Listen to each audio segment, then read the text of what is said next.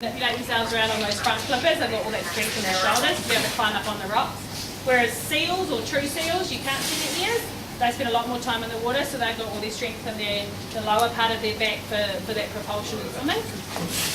But for us to be able to check him over, so like I said, looking at the teeth, rubbing his body all over, checking the flippers, checking his tummy, making him nice and comfortable with everything. And this is because, especially if you've got an animal that is suffering from an illness or an injury, the last thing we want to do is add stress to an already stressful situation.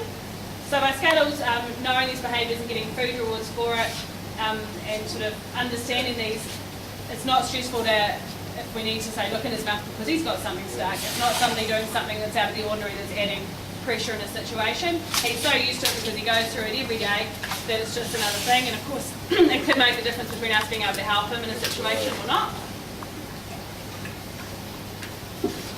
And with Scuttles starting to get on a bit now, he's 21, starting to get a little bit old for a sea lion.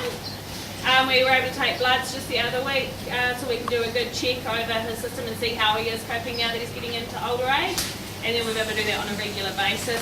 All the while he stood up there, got some nice fish, hung out, had a needle jabbed into him, a bit like us except without the fish.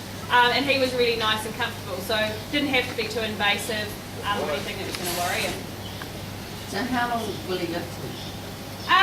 Hard to say, again they're all individuals. The oldest Californian Sea lion in captivity made it to 31, but genetically a lot of his family are sort of around the mid-20s.